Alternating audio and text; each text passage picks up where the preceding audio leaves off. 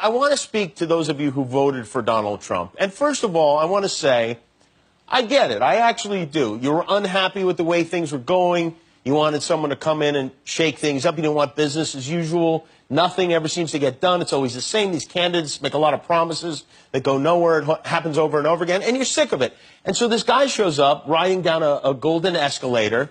He's not part of the political establishment. In fact, he's the opposite of that. He's a billionaire, maybe. He's written books. He's not politically correct. He's not even correct usually, but he talks tough.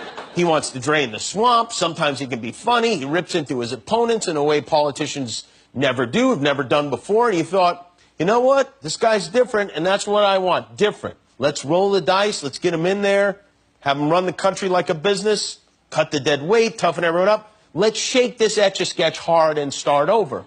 So you vote for him. You pick him over Jeb Bush and Ted Cruz and John Kasich and a dozen other Republicans whose names we forgot. And ultimately, he beats them. He strolls in, he beats all of these guys who've been in politics forever. And then he beats the ultimate political insider, Hillary Clinton, a woman who's been running for office, a woman who ran for president of her mother's uterus in the womb forever. He beats her. Everyone said he couldn't. Everyone said he wouldn't, but he did. And it's exciting because this is your guy. You picked a horse at like 35-1 and somehow it paid off. So now he's the president. And it starts off okay. He meets with President Obama, and they seem to have a nice conversation. Then he moves into the White House. Right off the bat, he's angry at the media for reporting that the crowd at his inauguration was smaller than he thought it was, which was weird, but not important, really. And he claimed it stopped raining when he was speaking at his inaugural address, which everyone could see it was raining. But okay, it was his first week. You give him a break. So he gets in there, hires his daughter, he hires his son-in-law, demands an investigation of voter fraud, even though he won the election. He calls the Prime Minister of Australia and hangs up on him. He won't shake Angela Merkel's hand. He doesn't know Frederick Douglass isn't alive.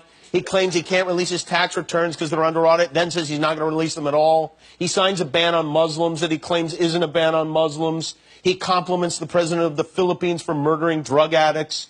Hours after a terror attack in London, he starts a fight with their mayor. After criticizing Obama for playing golf, he plays golf every weekend. He accidentally shares classified intelligence with the Russians. He tweets a typo at midnight, then wakes up and claims it was a secret message. He praises Jim Comey in October, calls him a coward in June. He fires him. He lashes out at his own attorney general for recusing himself from an investigation. He hires the mooch. He fires the mooch. He bans the transgendered in the military without telling anyone in the military he's doing it. He plays chicken with Kim Jong-un. And that's just some of the list. If I went through all of it, it'd be longer than the menu at the Cheesecake Factory. It would be huge. So here he is, by every reasonable account, and I'm using his own words here, he is a total disaster. He screws up royally every day, sometimes 2 or 3 times a day. We can't keep up with it. Things come out of nowhere. Every day there's something nuts.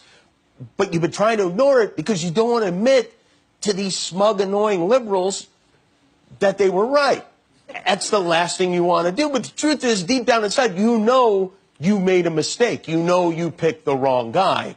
And it isn't getting better. It's getting worse.